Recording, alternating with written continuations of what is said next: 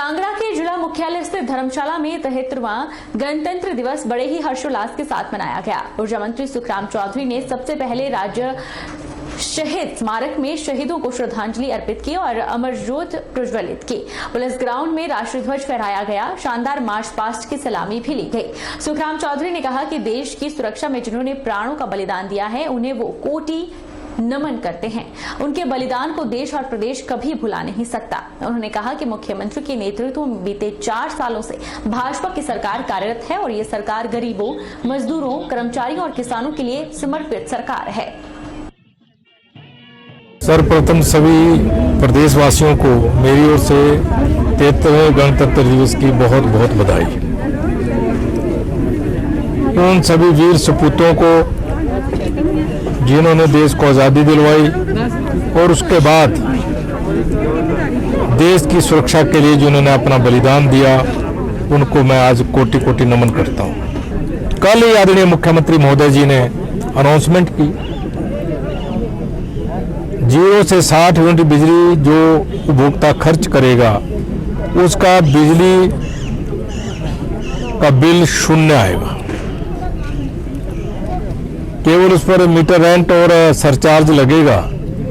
इससे 4 लाख उपभोक्ता को लाभ होगा।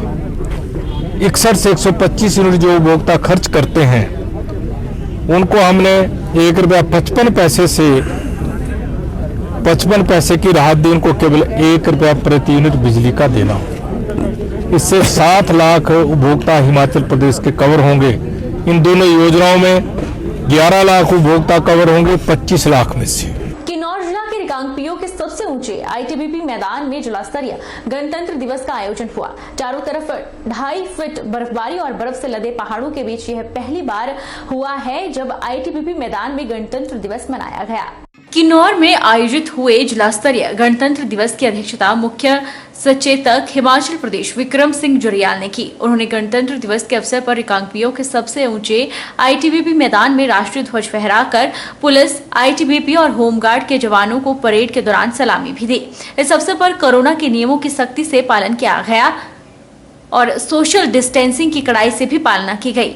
वहीं गणतंत्र दिवस के अवसर पर मुख्य सचेतक ने लोगों को गणतंत्र दिवस के अवसर पर संबोधित करते हुए कहा कि हमें देश और प्रदेश के वीर जवानों की आहुतियों को भी याद करना चाहिए, क्योंकि देश की सुरक्षा में देश और प्रदेश के जवानों ने बलिदान दिया है।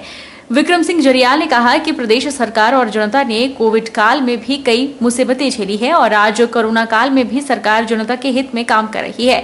उन्होंने कहा कि प्रदेश सरकार ने 25 जनवरी को सरकारी कर्मचारियों को भी वेतनमान और अन्य सुविधाओं में लाभ देने की घोषणा की है, जिससे सरकारी कर्मचारी को लाभ मिलेगा। भारत सही अर्थों में गणतंत्र बना। हमारा संविधान देशवासियों को बिना किसी भेदभाव के विकास एवं उत्थान के समान अवसर प्रदान करता है। सही मायनों में लोकतंत्र की निहित है। ये पावन अवसर हमें आत्म विश्लेषण का अवसर भी प्रदान करता है। एक गणतंत्र के रूप में हमारी विकास यात्रा इस अवधि में हासिल लक्ष्य और भविष्य के लिए जाने वाले कार्यों पर विचार करना महत्वपूर्ण है।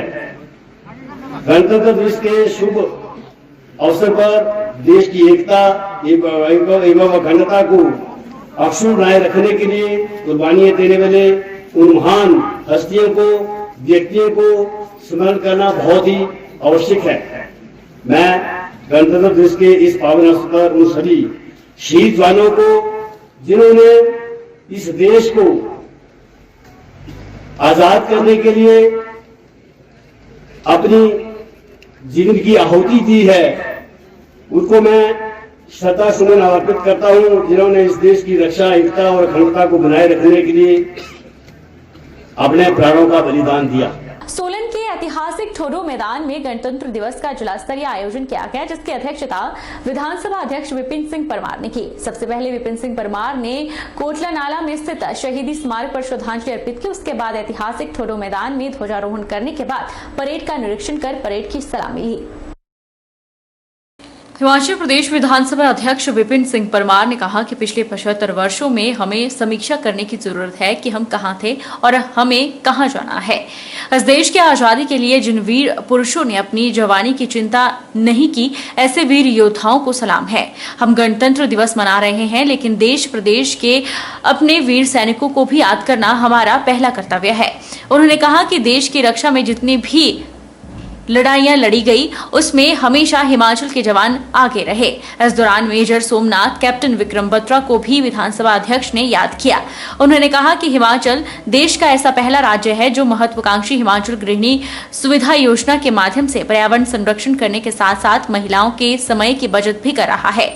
हिमाचल देश का पहला राज्य है जिसे धुआं मुक्त राज्य घोषित किया गया है।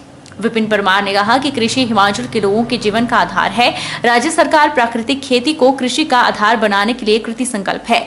राज्य में अब तक लगभग 1 लाख किसान प्राकृतिक खेती अपना चुके हैं। उन्होंने कहा कि हिमाचल लगातार प्रगति की ओर अग्रसर होता जा रहा है और समाज के सभी वर्गों को मूलभूत सुविधाएं देने के लिए प्रदेश सरकार कृति संकल्प है। गणतंत्र दिवस को हर्षोल्लास के साथ मना रहा है और हिमाचल प्रदेश भी इसी कड़ी में इस पर्व को हर्षोल्लास के साथ मना रहे हैं। ये संविधान वर्ष 1950 यानी 26 जनवरी को अपनाया गया और ये जो कार्यक्रम हम इस शक्ल में पूरे देश में, प्रदेश में, जिला केंद्रों पर देख रहे हैं, मुझे तो सिर्फ यही कहना है कि हम इन पिछले 75 वर्षों में या गणतंत्र दिवस के इन 73 वर्षों में ये शायद हमें समीक्षा करने की भी जरूरत है। गणतंत्र दिवस के माध्यम से हम कहां थे, कहां पहुंचे, कहां हमें पहुंचना है। जहां हर्षोल्लास है वहां पर समीक्षा का भी वक्त है। इसीलिए इस प्रकार के राष्ट्रीय कार्यक्रमों को जनता जनार्दन की उपस्थिति में, ताकि वो गवाह बन सके कि आज जहां जिस स्थान पर खड़े होकर के हम देश को, प्रदेश को याद कर रहे हैं। एक और जहां देश भर में देश के 73वें गणतंत्र दिवस के मौके पर जिला स्तर पर विभिन्न कार्यक्रमों का आयोजन हुआ, वहीं अखिल भारतीय विद्यार्थी परिषद के द्वारा इस मौके पर तिरंगा यात्रा के माध्यम से देशवासियों में देशभक्ति का जज्बा जगाने का प्रयास किया गया। एक और जहां देश भर में देश के 73वें गणतंत्र दिवस के मौके पर जिला स्तर पर विभिन्न कार्यक्रमों का आयोजन किया गया और देश की आजादी के लिए कुर्बानी करने वाले स्वतंत्रता सेनानियों को याद किया गया, वहीं आजादी के अमृत महोत्सव एवं गणतंत्र दिवस के उपलक्ष्य में अखिल भारतीय विद्यार्थी परिषद की मंडी इकाई के द्वारा मंडी जिला मुख्यालय पर तिरंगा यात्रा निकाली गई। तिरंगा यात्रा मंडी शहर के हॉस्पिटल रोड, स्कूल बाजार, गांधी चौक, शेरी बाजार और कॉलेज रोड से होते हुए गुजरी।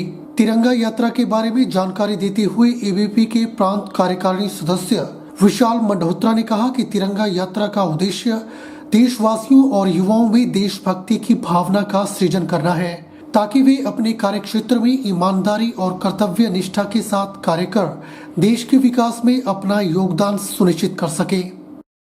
पूरे देश भर में आज स्वतंत्रता दिवस में रैली की जा रही है।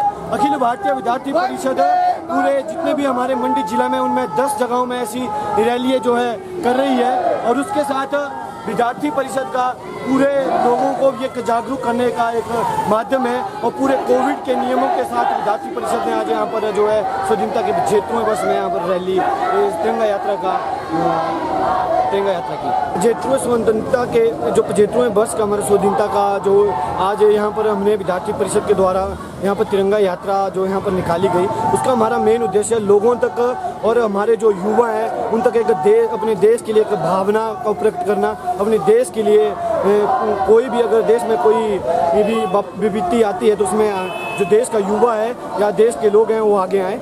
विद्यार्थी परिषद का मेन उद्देश्य लोगों तक पहुँचाने का। धर्मशाला में भी अखिल भारतीय विद्यार्थी परिषद इकाई की ओर से 100 फीट लंबा तिरंगा बनाकर पदयात्रा निकाली गई।